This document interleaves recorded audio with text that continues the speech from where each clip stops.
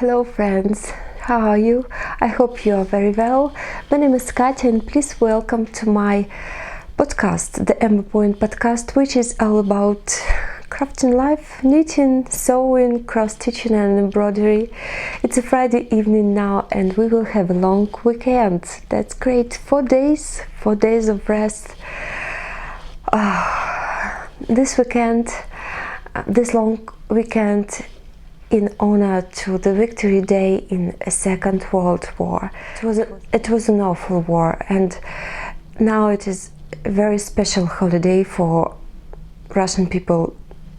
This is true, but it's an additional days for our crafting life and for our families to spend some times together and to have some fun. Yes. First of all, I should say that I changed a location. First of all, I have a mess on my table. I didn't prepare, sorry, excuse me, but this place is also rather good. You can see a couple of my cross-stitching on the wall, at least one, with the sunlight, with the lighthouse, and you can see a little part of my crafting library. These books I use right now, and I'm going to tell a couple of words about these books. We have a little journey last week, a little domestic journey, just for a day. We were moving to the mountains, a couple of hours driving a car, and you are in a very beautiful place.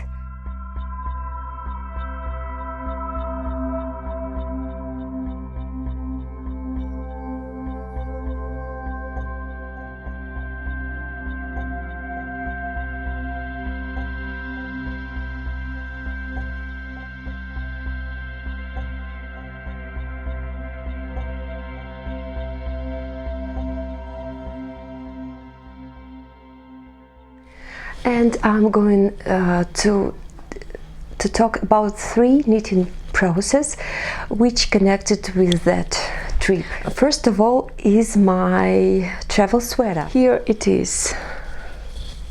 Let's see.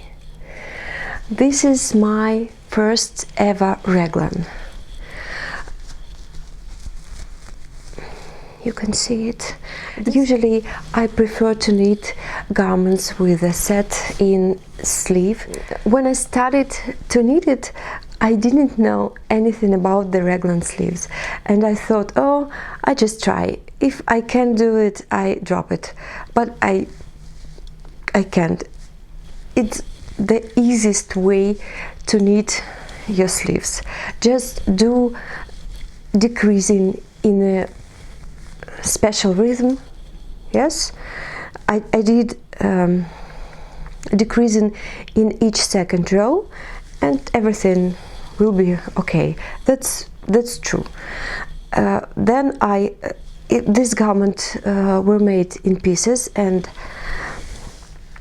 you can see the sleeves here and here. Wait a minute. Here. And this is the sleeves on the wrong side. I used a merino yarn for this sweater. This is an Italian merino yarn, Martin by BBB, made in Italy. 100% of merino yarn, the best one. 50 grams in one bowl, and it is 145 meters in one bowl. This is that yarn, and this is my favorite yarn. I know it's not very popular because this merino has a strong character. Your knitting piece can change its size after washing extremely, and you should know it. You should be very careful with swatching this yarn. You should wash it and dry it and then do your calculation only this way, because this knitting garment can usually stretched in vertical direction and in horizontal direction. You should know it. You should just test it. But if you do it, and if you can, and if you know how to do with this yarn, you will get the perfect garments. Look at it. I use it for about 3 years. There is no pilling at all. No pilling. I'm wearing it very often, and every time when I travel during the autumn and winter seasons, every time, because it is the best one for traveling. It's warm but not hot. It's natural and you can feel it. It is very soft. That's perfect. It's thin. It doesn't give you an extra volume to your not perfect body, maybe to my not perfect body, okay, and it's looking great. It's looking great. My husband named it the Freddy Krueger sweater because it is in the same, almost in the same colors. I do like the grayish purple and pink colors, and I think they are perfect together, and I like this sweater. It travels with me in Czech Republic, in Austria, and even in Italy. It was in May. It was at the end of April a year ago, and it was rather cold in the morning. Yes, later during the day I didn't use it, but in the morning or in the night walking, it was the best. And last week I also wearing this sweater. To tell you the truth, I had a plan. I wanted to organize a video shooting for this channel, and to have a couple of videos wearing this sweater or knitting my colorwork socks, but it was so cold. When we moving from our home, it wasn't cold. I was wearing the jeans and this sweater, and it was rather hot. I thought, okay, the mountains is usually the colder place than the cities. This garment would be great. There is snow yet.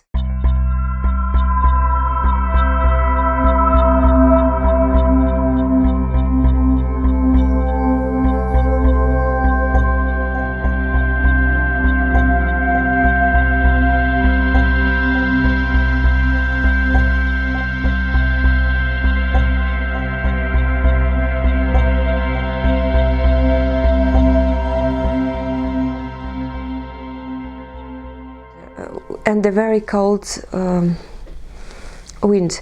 That's why I didn't make any shooting, just because I couldn't. It was windy and coldy, and I prefer just to walk, and I couldn't knit and so on. It finished in the little cafe with a cup of hot tea, and that was a good decision not to make shooting. But now I can show you my best ever, my favorite sweater, my favorite travel sweater ever. Well, this is the first garment, and the second is my current knitting colorwork project, Color Your World Socks by Scandinavians.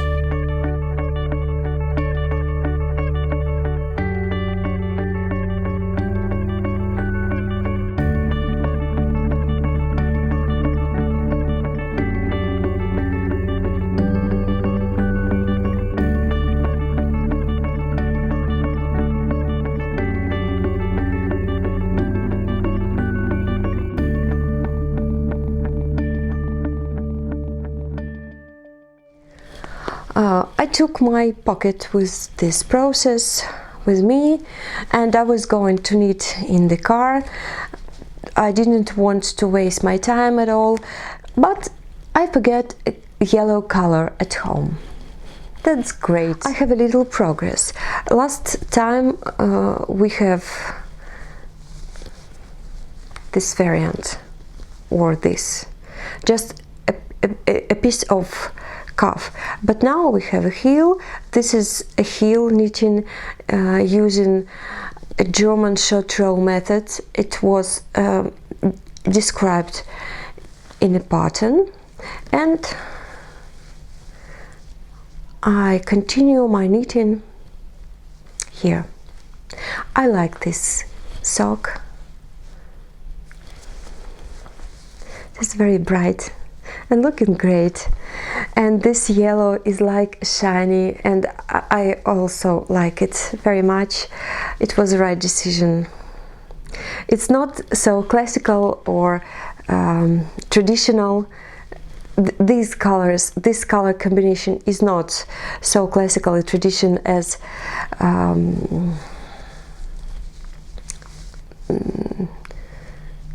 in the pattern, but I like it very much.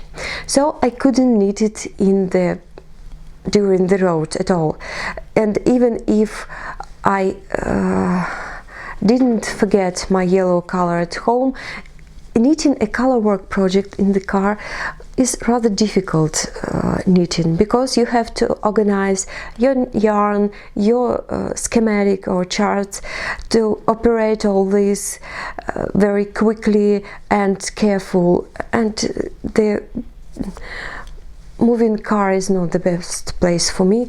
For me, I'm not a very experienced color work knitter, so it wasn't a good idea, but I have some time to knit my socks at home, and I will knit it at home. After that trip, I decided to cast on another project, another knitting project, in spite of my plans about aspen. By the way, I started to knit aspen. I cast on the first sleeve. Let me show you. Okay, this is the first sleeve of my future aspen cardigan, and this is very exciting knitting, very attractive. I like this process very much, but it's not easy. I can relax knitting this project. I should follow the chart very careful in order not to lose the place where I'm knitting, in order not to make mistakes. But this is perfect. This would be perfect after washing. I adore it. Well, and in spite of my plans about aspen cardigan, I decided to cast on another project, another simple project which can be knitted in traveling, something easy, something which I can just knit and not to watch the chart or description, something which is very familiar to me, and I did a new cast on. And this is the first ever yoke sweater in my knitting biography. Yes, very simple. Katya didn't knit any yoke sweaters at all. I had no idea how to knit it, except starting from the bottom, moving to the top, and have some increasing here. That was the only information I knew about this sweater. But I have an assistant, and this is the book. This is a special edition for Russian market, for Russian knitters, of a very famous book, Knitting Without Tears by Elizabeth Zimmermann. This is the name of the book, and this is a very useful book, full of useful and helpful advices, using a very clear and simple description, and Indeed, this is a basic techniques and easy to follow directions for garments to fit all sizes. This is true. Elizabeth was an extraordinary knitter and an extraordinary writer. You can see a yoke sweater, and I just follow the description. I can calculate my stitches very easy. It took about half of an hour for all calculation, starting with reading this chapter and finishing with the cast on. Half of an hour. This is enough. It's not the first garment which I knit using the Elizabeth's advices, and I think it's not the last one. I hope. I like this book very much, and if you have a chance to buy it or to take it in the library, please do it. This is a very helpful source of knitting advices, as I have already said. Well, this is my first book from my current knitting and crafting books, and let's move to the library. Here I have a couple of books with patterns. There are no description of garments, just patterns, lace, cables, you can see the bubbles here and so on. There are charts and schematics and photos and descriptions. I use it for my own purposes, to create some designs. For example, I use this one and so on, and this is the same book, also with charts and photos. I don't know who is the author of this very book, but this is a book of Melissa Lipman in Russian translation. I'm sure that you can find this book in English variant, and this is rather good book with good collection of ornaments and charts and patterns. A very special copybook. This is a copybook of my mother.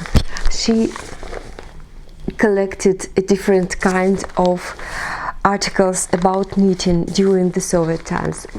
We had not a huge variety of sources, of knitting sources at that time, but we wanted to knit, we wanted to create something. Now you can see, for example, a yoke sweater.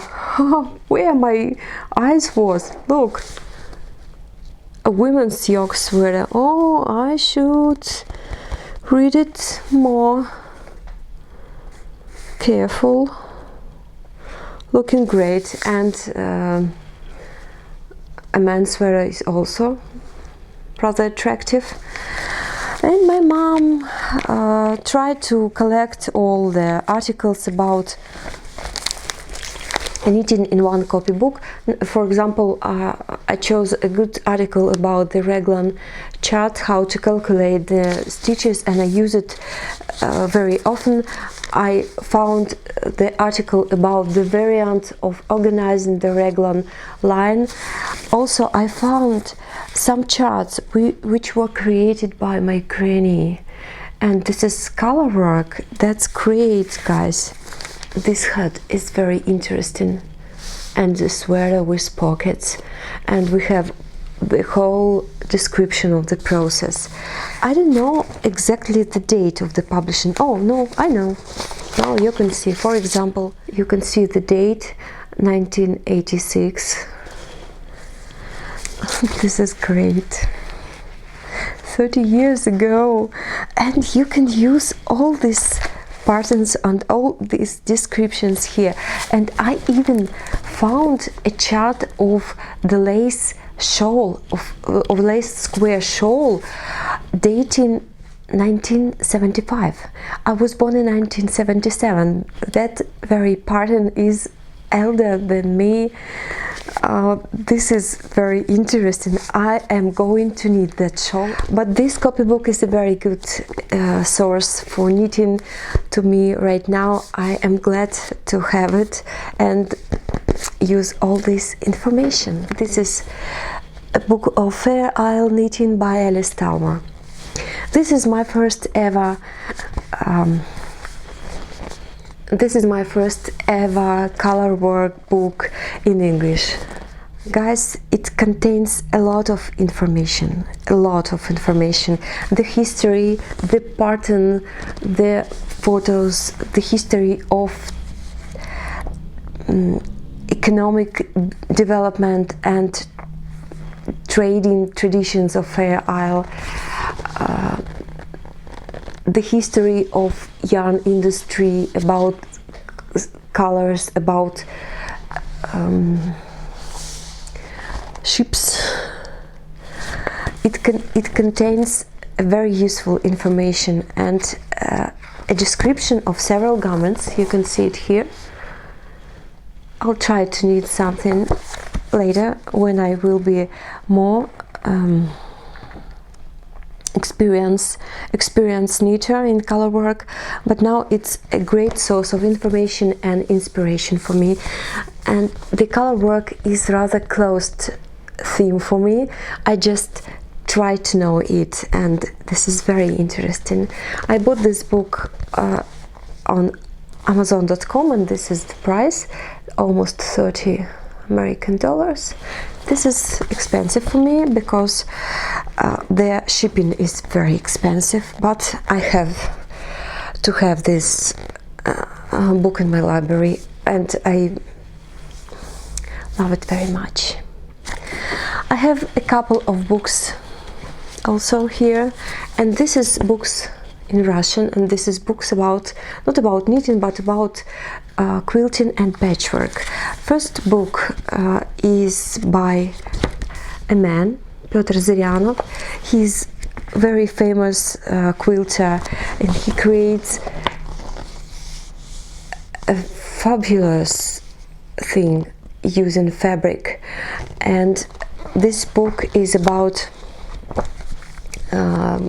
Japanese patchwork for beginners. This is not expensive, but this is very informative books. Step-by-step description, instructions, fabric information about fabric. Great. And the second book is by Tatiana Maximenko, The Fabric Things in a Country Style. You can see a very cozy little bag, and there are a lot of quilting stuff here, and a very clear and very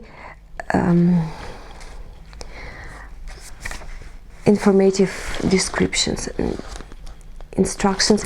I have already done a couple of things from this book, and I'm going to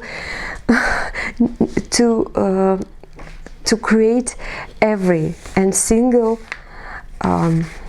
piece of this book. First, I create this. You can see this little needle keeper. I have this bag. This is me-made bag for keeping my cross-stitching or embroidery process. Now I keep my current embroidery process. This is a white satin stitching on the pillowcases. You can see. Wait a minute. Oh, yes, you can see it here. Very clear. I bought a pre-made pillowcase in IKEA and use Russian cotton embroidery thread and just stitch it. Well, and this bag is a transformer. You can use it in this variant, you can use it as a whole, as a big bag in this variant, and you can use it as a clutch. You can do this, and you have a little clutch, little woman's bag. Also you can use your buttons and keep here whatever you want. And this bag, this transformer bag, is a part of a kit. I do cross stitching here. You can see the cross stitching. This is a part of I can't remember exactly, but this is a part of the chart of one sampler by Rosewood Manor. I'm sorry, I didn't remember. I cross stitched this ornament using little beads and chronic thread in the middle, a very delicate chronic thread, using a lace and using an American fabric. This is great, I like it very much. This is the only project bag for my cross stitching and embroidery, and the other parts of this kit are for keeping little accessories. Well, here you can see some keepers. This is a keeper for needles. Yes, you can see all my needles for cross stitching, for back stitching, a special needle, I forget the name of it, and a pin. It is flat, and that's why it is very convenient to keep it and to use it in traveling. Very convenient. And the second cover, maybe, or little bag, is this. All these ornaments were cross-stitched, and I use it from the Rosewood Manor sampler. This and this, and using Mitsunda beads, some Japanese beads. I don't remember, sorry. I have a little cute egg at the end of the handle. It is very convenient to open this bag using this handle, and you can see here rather big space for such a little bag, and you can find here, for example, needles or scissors.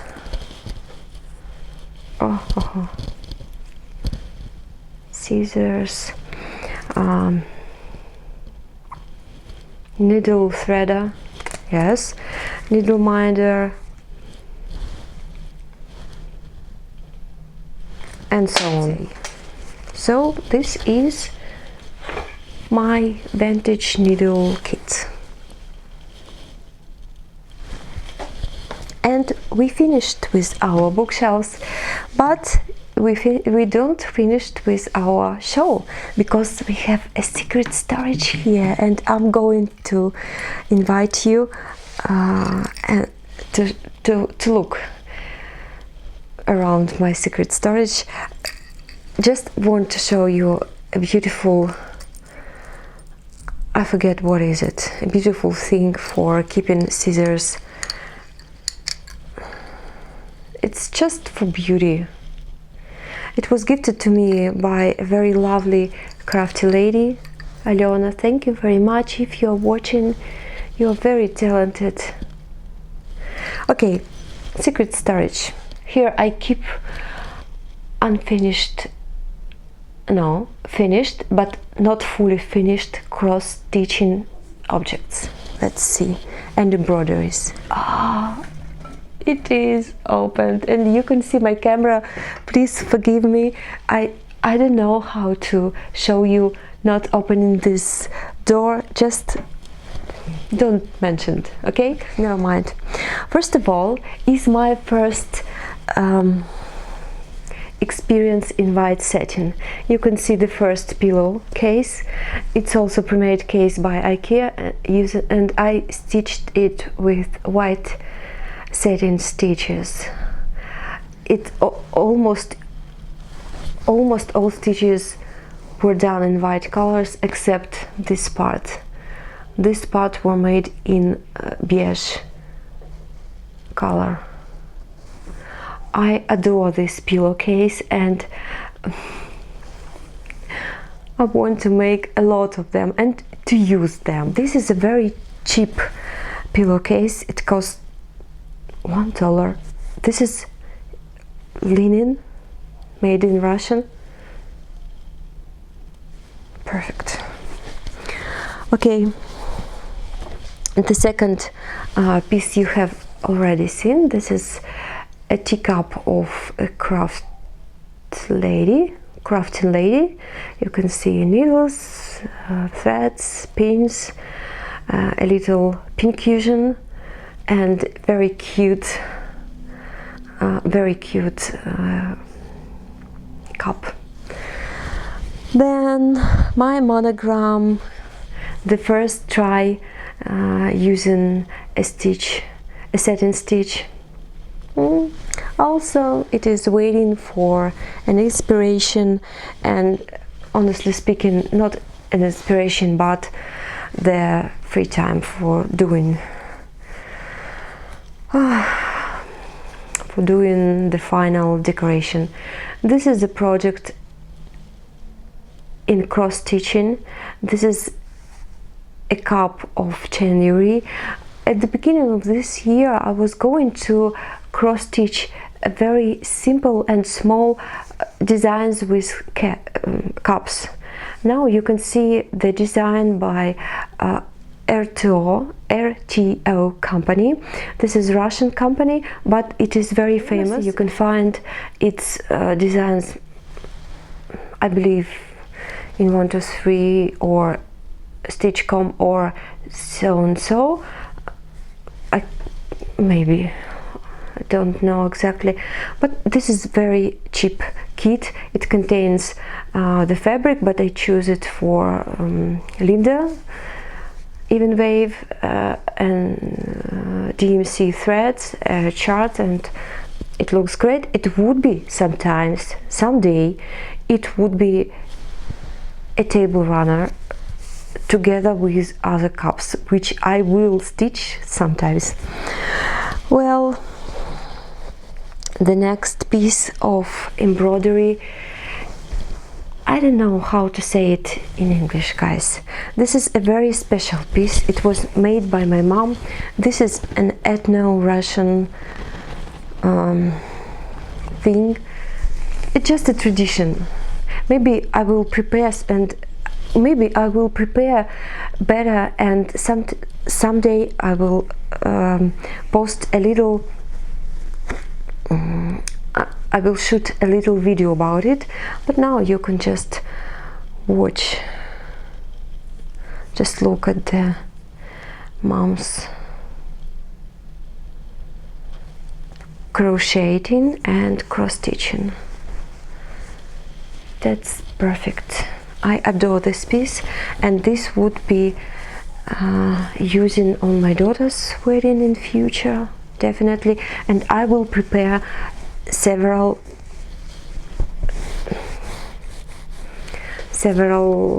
items in addition, because by tradition we should use 9 these pieces, 9 what is it? We call it rushnik. I will write here the name of this thing, and you will understand me. Forgive me, please. This is the end of the very busy working week, and I lost my words. I love it very much. And this is, and I forget another word, a little masterpiece. It's not mine. This is, it belongs to my friend. It gives me for photo shooting. I just have a chance to show you the delicate crocheting. Adorable. I keep it very careful because this is a rather vintage thing. And the last one, not framed but very good cross stitching is a heather, the flowers in a basket. It was I cross stitched it